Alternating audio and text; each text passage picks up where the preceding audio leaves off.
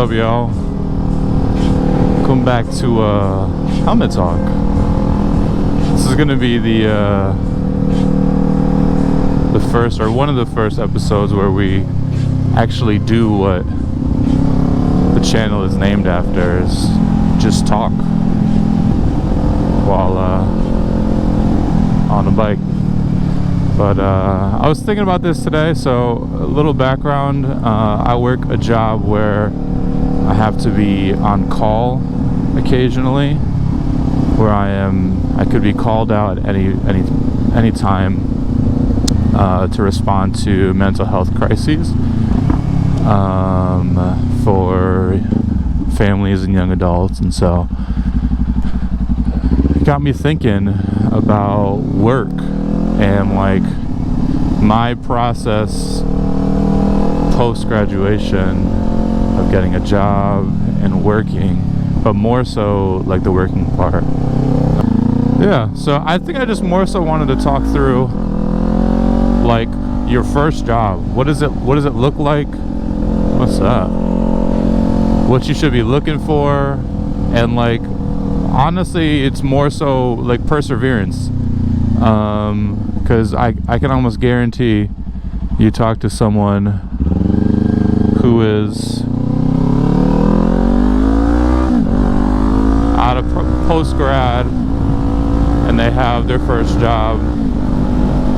It is an adjustment for like your first like 6 months to a year, where you could be doing work that you love, but you're like exhausted, or you're spent, and you end up getting burnt out. For me, because I'm in social work, it's very easy to get burnt out. So it's a lot of high intensity situations, but there's definitely a mode, a point when that has to switch. That dude nodded at me. That's funny. There's a point when it has to switch, and I think our relationship with work really advises our happiness in a lot of ways. Most of us spend probably around 40 hours a week doing this thing for decades. Whether it's a job that you love or a job that you hate, I don't really think it has anything to do with the job itself. Obviously, yes, there are certain things that have to do with the job, but your opinion and your outlook on work has so much more to do with your fulfillment and success in that role than anything else.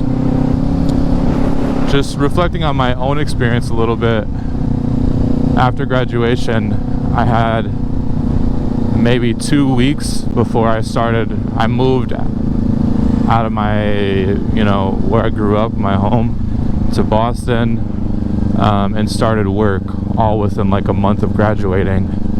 And so I jumped right into the mix of things, right into the hot seat, and I definitely regret that a little bit. I wish it was a little slower, but I was experiencing so many new things all at the same time that I ended up getting burnt out like pretty fast. It was work that I was like really excited to do and looking forward to. Excuse me, Mr. Tesla. And I started in June, and by like the end of August, I was tired. I was like, oh my gosh, this is ghetto. Gotta go to work every day. To the point where I was trying to find an escape. I was trying to find a way out. I had looked into a doctoral program that would have taken me out of Boston for like 5 years, or 5 or 6 years, which I think it would have been a really cool program, and it's not totally out of the picture yet, but the point being is I was looking for things outside of my job to fulfill me. I convinced myself that this job is the problem. It's like the source of all this whatever, and it wasn't. It was more so my relationship and my perspective on what work was, and what that had to do with me. And so I got to a point where, if we're being honest, this pours right into kind of motorcycle stuff. But maybe 9 months after all that, it was like February, and I was still looking for stuff. I was looking at jobs constantly. I had applied for a couple things and hadn't heard back. And I was just, trying to figure out how to escape adversity, basically, like doing a hard thing. Oh, how are you? And it wasn't good. And it led me to literally give $3,500 of my hard-earned money to some real estate guru, because I had convinced myself that, or he had convinced me that if I bought this mentorship program, that I would be, I'd be able to get rich quick, and I'd be making 6 figures in 6 months, and all this stuff, right? And that's no knock to real estate or anything. It's just really the point is that you have to focus on what you're doing, like what's right in front of you.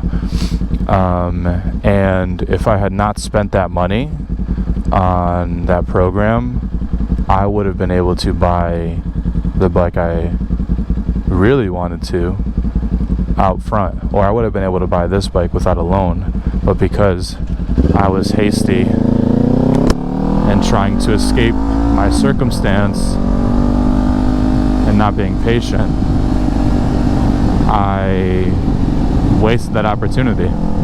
Obviously, I still got the bike, and I still love the bike.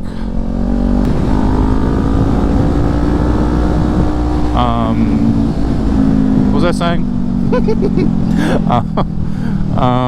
Yeah, so obviously I still got the bike and everything, but I lost. I lost. Not only did I lose a lot of time and a lot of mental space and a lot of money, but I lost a lot of my happiness and my ability to be content in all seasons. Simply because I was trying to escape now. I was trying to escape my present. And the moment that I gave all that up and I was like, all right, I'm done with all this stuff, like, let me just do my job. Bro, when I tell you, they always wave at me. I have no idea who they are. When I gave up all of that ambition of things that I didn't have and desiring more, I was able to get a grip on, like, my job. And I actually realized, like, bro, like, I actually love my job, and I get paid really good money, like really good money, especially for the type of work that I'm doing. Obviously that's a whole nother story about, like, how social work is underpaid and whatnot, but I was getting paid like $20,000 more than I expected to out of grad, and I still had this desire for more. Yeah, and that pours right into, motorcycles as well. There's always going to be a desire for more. Obviously, I want more. I want another motorcycle. I want a new helmet. I want another jacket. There's always more stuff to be had. And I think a lot of times that just takes away from us enjoying this, like, what we do have.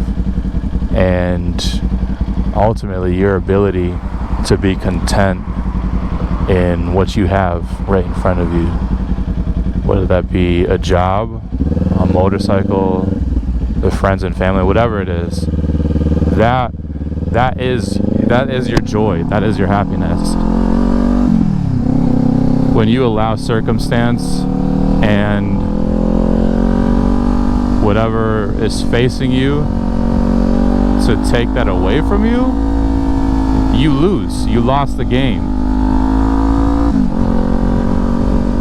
Immediately you lost, because you have to control what you can, and what you can control is your actions and your reactions, whether that be emotional or physical, whatever. So that's my encouragement to you. If you are a younger dude, if you are someone who is, like, stuck in the routine, like feeling like, bro, this 9 to 5 stuff is just ghetto and I don't want to do it no more, and I hate my job and I hate my boss and I hate whatever, like, constantly speaking that is, nothing's gonna change. You'll go to another job and guess what? The same thing is going to happen. There's a mentality switch that has to change intrinsically. An internal force that you have to be able to take control of.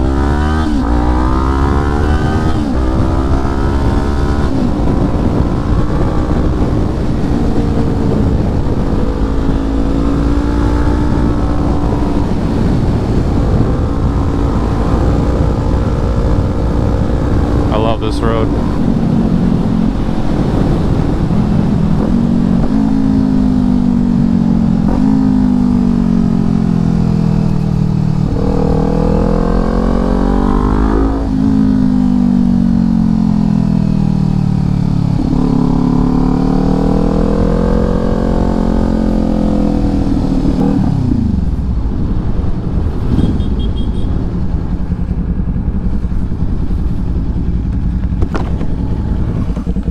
What's up? How you doing? Good, I was right behind you. Yeah? Is that what did you say? You do any track days? Not yet, no.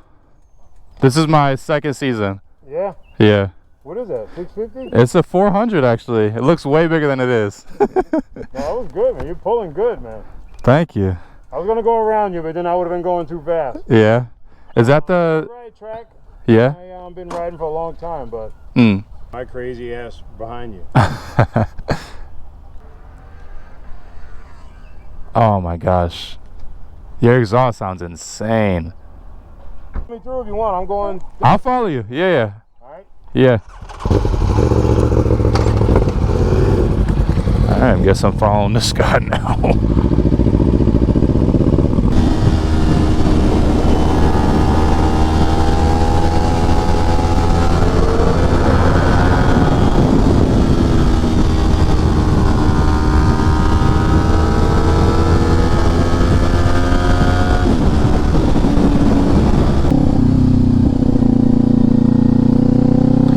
He wanted me to go over his house. He was talking about grilling ribs and wings and stuff. What were we talking about? Oh, we were talking about career, job, and yeah, your relationship with you know, work and all that stuff. Yeah, man, you have to be happy first. You have to take control of that stuff, especially with work. You're gonna spend all this time there. May as well change your outlook on what you're doing and the meaning behind it. But thanks again, guys, for tuning in. I love these little surprises in the middle of the episode. We were talking, that was our destination, that little park, and come to find out that dude rides that stretch of road all the time, which I do too, because it's straight and there's nobody on it. And so funny that we just ran into each other. So, as always, thank you. Peace.